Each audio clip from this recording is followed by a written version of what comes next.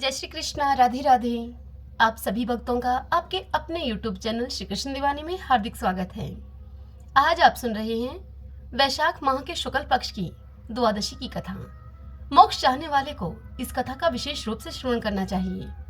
वैशाख मास की पवित्र तिथियों में शुक्ल पक्ष की द्वादशी समस्त पाप राशि का विनाश करने वाली है। शुक्ल पक्ष की द्वादशी के दिन भगवान विष्णु की पूजा करके जो मनुष्य इस कथा को सुनते हैं वे मोक्ष के भागी होते हैं। जो उस दिन श्री मधुसूदन की प्रसन्नता के लिए दान करते हैं उनका वह पुण्य कर्म भगवान की आज्ञा से अक्षय फल देता है। शुक्ला द्वादशी को योग्य पात्र के लिए जो अन्न दिया जाता है उसके एक एक दाने में कोटि कोटि ब्राह्मण भोजन का पुण्य होता है। शुक्ल पक्ष की एकादशी तिथि में जो भगवान विष्णु की प्रसन्नता के लिए जागरण करता है वह जीवन मुक्त होता है। जो वैशाख की द्वादशी तिथि को तुलसी के कोमल दलों से भगवान विष्णु की पूजा करता है वह तो समूचे कुल का उद्धार करके वैकुंठ लोक का अधिपति बनता है। जो वैशाख शुक्ल पक्ष की द्वादशी को सायंकाल के समय भगवान विष्णु की प्रसन्नता के लिए शरबत दान देता है वह अपने पुराने पाप को शीघ्र ही त्याग देता है। वैशाख शुक्ला द्वादशी में मनुष्य जो कुछ भी पुण्य करता है उसका किया हुआ वह पुण्य अक्षय फल देने वाला होता है। आइए अब हम वैशाख शुक्ला द्वादशी की इस पुण्यमयी कथा का श्रवण करें। सभी बोलिए विष्णु भगवान माता लक्ष्मी की जय। ओम नमो भगवते वासुदेवाय। प्राचीन काल में कश्मीर देश में देवव्रत नाम का एक ब्राह्मण था।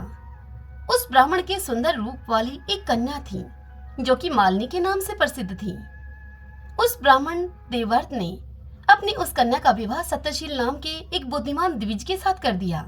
वह मालिनी कुमार पर चलने वाली पूंछ चली होकर स्वच्छंदता पूर्वक इधर उधर रहने लगी। वह केवल आभूषण धारण करने के लिए ही पति का जीवन चाहती थी। उसकी हितैषणी नहीं थी। उसके घर में कामकाज करने के लिए उस कामकाज को करने के बहाने से एक उपपति रहा करता था। सभी जाति के मनुष्य जार के रूप में उसके यहाँ ठहरते थे। वह कभी भी अपने पति की आज्ञा का पालन करने में तत्पर नहीं हुई। उसके इसी दोष से उसके सब अंगों में कीड़े पड़ गए जो कि काल अनंतक और यम की भांति अब उसकी हड्डियों को भी छेद डालते थे। उन कीड़ों से उसकी नाक, जीवा और उसके कानों का उच्छेद हो गया था। उसके स्तन और उसकी उंगलियां गल गई। उसमें अब पंगुता आ गई। इन सब कलेशों से मृत्यु को प्राप्त होकर वह नरक की यातनाएं भोगने लगी। 1,50,000 वर्षों तक वह तांबे के भांड में रखकर जलाई गई। 100 बार उसे कुत्ते की योनि में जन्म लेना पड़ा। तत्पश्चात शोवीर देश में पदम बंधु नाम के एक ब्राह्मण के घर में वह अनेक दुखों से गिरी हुई कुतिया हुई। उस समय भी उसके कान, नाक, पूंछ और पैर कटे हुए थे। उसके सिर में कीड़े पड़ गए थे और उसकी योनि में भी कीड़े भरे रहते थे। मुनि श्रुतदेव जी राजा जनक से इस कथा का श्रवण कराते हुए आगे कहते हैं कि हे राजन, इस प्रकार उसके 30 वर्ष बीत गए। एक दिन वैशाख के शुक्ल पक्ष की द्वादशी तिथि को पदम बंधु का पुत्र नदी में स्नान करके पवित्र होकर भीगे हुए वस्त्रों से अपने घर को आया। उस पुत्र ने तुलसी की वेदी के पास जाकर अपने पैर धोए। दैव योग से वह कुतिया उस वेदी के नीचे सोई हुई थी। सूर्योदय से पहले का समय था। ब्राह्मण कुमार के चरणोदक से वह नहा गई थी और तत्काल ही उस कुतिया के सारे पाप नष्ट हो गए। फिर तो उस कुतिया को उसी क्षण अपने पूर्व जन्मों का स्मरण हो आया। पहले के कर्मों की याद आने से वह कुतिया तपस्वी के पास जाकर बड़ी ही दीनता पूर्वक वाणी में पुकारने लगी। कुतिया ने कहा कि हे मुने, आप हमारी रक्षा करें।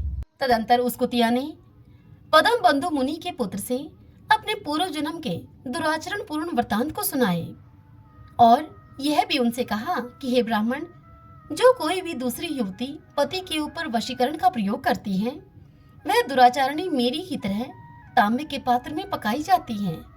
पति तो स्वामी है, पति गुरु है और पति उत्तम देवता है। साध्वी स्त्री उस पति का अपराध करके कैसे सुख पा सकती है? पति का अपराध करने वाली स्त्री सैकड़ों बार तिर्यक योनि पशु पक्षियों की योनि को कहा जाता है। तो पति का अपराध करने वाली स्त्री सैकड़ों बार तिर्यक योनि में और अरबों बार कीड़े की योनि में जन्म लेती है। इसलिए स्त्रियों को सदैव अपने पति की आज्ञा का पालन करना चाहिए। हे ब्राह्मण, आज मैं आपकी दृष्टि के सम्मुख आई हूँ। यदि आप मेरा उद्धार नहीं करेंगे तो फिर मुझे पुनः इस यात्रा पूर्ण घृणित योनि का दर्शन करना पड़ेगा। अतः हे विप्रवर, मुझ पापाचारिणी को वैशाख शुक्ल पक्ष में अपना पुण्य प्रदान करके आप उबार लीजिए। आपने जो पुण्य की वृद्धि करने वाली द्वादशी की है, उसमें स्नान, दान और अन्न भोजन कराने से जो आपको पुण्य हुआ है, आपके उसी पुण्य के प्रभाव से मुझ दुराचारणी का भी कुछ उद्धार हो जाएगा। हे महाभाग, हे दीनवत्सल, मुझ दुखिया के प्रति आप दया कीजिए। आपके स्वामी जगदीश्वर जनार्दन दीनों के रक्षक हैं। उनके भक्त भी उन्हीं के समान होते हैं। हे दीनवत्सल, मैं आपके दरवाजे पर रहने वाली कुतिया हूँ। मुझ दीना के प्रति आप दया कीजिए, आप मेरा उद्धार कीजिए। अंत में मैं आप द्विजेंद्र को नमस्कार करती हूँ। उस कुतिया का ऐसा वचन सुनकर मुनि के पुत्र ने उस कुतिया से कहा कि कुतिया, सब प्राणी अपने किए हुए कर्मों के ही सुख दुख रूप फल भोगते हैं। जैसे सांप को दिया हुआ शर्करा मिश्रित दूध केवल विष की वृद्धि करता है, ठीक उसी प्रकार पापी को दिया हुआ पुण्य उसके पाप में सहायक होता है। मुनि कुमार के ऐसा कहने पर कुतिया अब दुख में डूब गई। तदंतर वह कुतिया उस मुनि के पिता के पास जाकर बड़े ही आर्त स्वर से कंदन करती हुई उस मुनि के पिता से बोली कि हे पदम बंधु बाबा, मैं तुम्हारे दरवाजे की कुतिया हूँ। मैंने सदा तुम्हारी जूठन खाई है। आप मेरी रक्षा करो, मुझे बचाओ। ग्रस्त महात्मा के घर पर जो पालतू जीव रहते हैं, उनका उद्धार करना चाहिए। यह वेद वेत्ताओं का मत है। चांडाल, कौवे, कुत्ते ये प्रतिदिन ग्रस्तों के दिए हुए टुकड़े खाते हैं। अतः ये उनकी दया के पात्र हैं। जो अपने ही पाले हुए रोग आदि से ग्रस्त एवं असमर्थ प्राणी का उद्धार नहीं करता, वह नरक में पड़ता है। यह विद्वानों का मत है। संसार की सृष्टि करने वाले भगवान विष्णु एक को कर्ता बनाकर स्वयं ही पत्नी, पुत्र आदि के व्यास से समस्त जंतुओं का पालन करते हैं। अतः अपने पोष्य वर्ग की रक्षा करनी चाहिए। यह भगवान की आज्ञा है।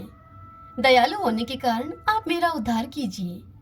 पदम बंधु बाबा को कही जाने वाली कुतिया की यह सारी बातें सुनकर घर में बैठा हुआ पदम बंधु बाबा का वह पुत्र तुरंत ही घर से बाहर निकला। इसी समय दया निधान पदम बंधु ने कुतिया से पूछा कि यह क्या वृतांत है। तब उस पुत्र ने सब समाचार अपने पिता को कह सुनाया। उसे सुनकर पदम बंधु बोले कि बेटा, तुमने कुतिया से ऐसा वचन क्यों कहा? साधु पुरुषों के मुंह से ऐसी बात नहीं निकलती है। हे वत्स, देखो तो सब लोग दूसरों का उपकार करने के लिए उद्यत रहते हैं। चंद्रमा, सूर्य, वायु, रात्रि, अग्नि, जल, चंदन, वृक्ष और साधु पुरुष सदा ही दूसरों के भलाई में लगे रहते हैं। दैत्यों को महाबली जानकर महर्षि दधीचि ने देवताओं का उपकार करने के लिए दयापूर्वक उन्हें अपने शरीर की हड्डियां तक दे दी थी।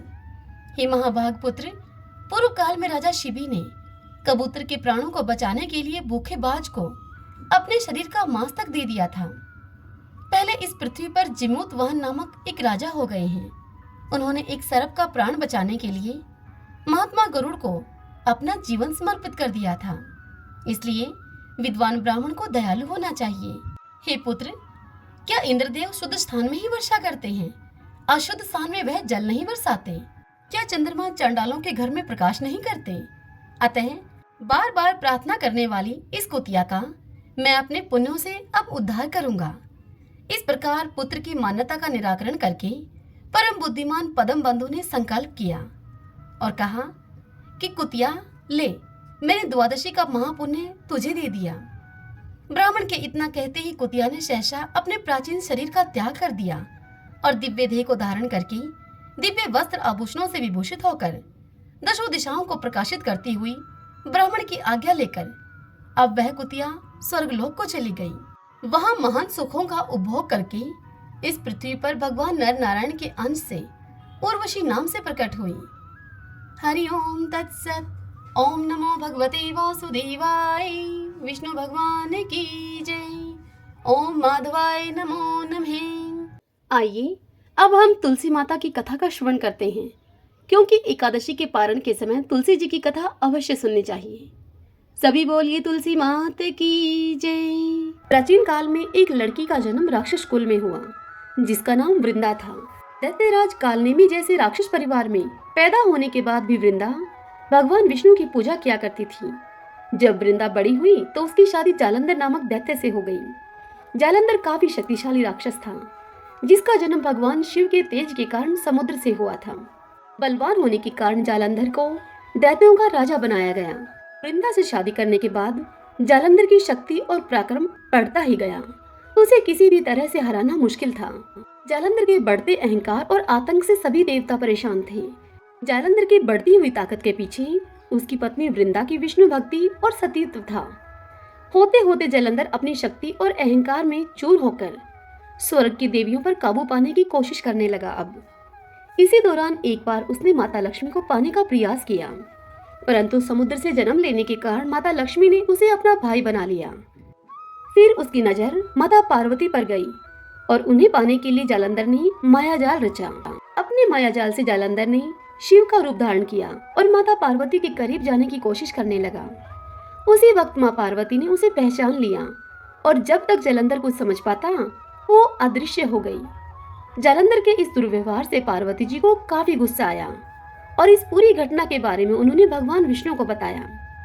इधर जालंधर भगवान शिव से पार्वती जी को पाने के लिए कैलाश पर्वत पर युद्ध कर रहा था। तभी भगवान विष्णु ने जालंधर को सबक सिखाने की ठानी। सभी को पता था कि जालंधर अपनी पत्नी के पूजा पाठ और सतीत्व की वजह से ही आज ये हुआ है। ऐसे में भगवान विष्णु ने जालंधर को हराने के लिए उसकी पत्नी का पतिव्रत धर्म भंग करने के लिए मायावी चाल चली।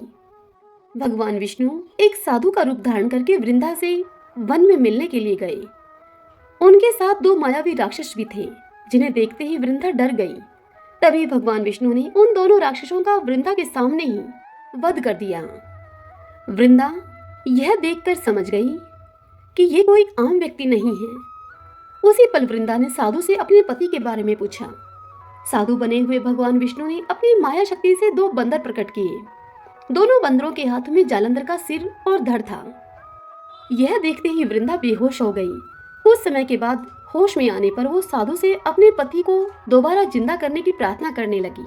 वृंदा की विनती सुनकर उसकी आंखों के सामने ही साधु ने अपनी माया से जालंधर के कटे हुए शरीर के हिस्सों को जोड़ दिया और स्वयं उस शरीर में समा गए। वृंदा को जरा सा भी अंदाजा नहीं था कि उसके साथ ऐसा छल किया गया है। जालंधर का रूप धारण किए हुए विष्णु जी को वृंदा अपना पति समझकर रहने लगी। वृंदा के ऐसा करने से उसका सतीत्व भंग हो गया, जिसके बाद जालंधर कैलाश पर्वत में युद्ध हार गया। जब वृंदा को यह सच पता चला तो उसने गुस्से में विष्णु भगवान को पत्थर बनने का श्राप दे दिया। इस घटना के बाद वृंदा स्वयं सती हो गई। जिस स्थान पर वह भस्म हुई वहां तुलसी का पौधा प्रकट हुआ। विष्णु भगवान वृंदा के पति भक्ति से प्रसन्न हुए और उन्होंने कहा कि हे वृंदा, तुम्हारी पति भक्ति देखने के बाद मुझे तुम प्रिय लगने लगी हो। अब सदा तुम मेरे साथ तुलसी के रूप में रहोगी। तुम्हारे तुलसी रूप का जो भी व्यक्ति मेरे शालिग्राम के साथ विवाह कराएगा उसे 1000 गुना यश और पुण्य प्राप्त होगा। जिस भी मनुष्य के घर में तुलसी का वास होगा उस घर में कभी भी असमय यमदूत नहीं आएंगे। आगे भगवान ने कहा कि तुलसी के पौधे की पूजा करने वालों को गंगा और नर्मदा में स्नान करने के बराबर पुण्य प्राप्त होगा। संसार में चाहे कोई भी मनुष्य कितना भी दुष्ट क्यों न हो, कितने भी पाप क्यों न किए हों, मृत्यु के दौरान उसके मुख में तुलसी और गंगा जल अवश्य दिया जाएगा। इससे वह अपने पापों से मुक्त होकर वैकुंठ धाम को जाएगा।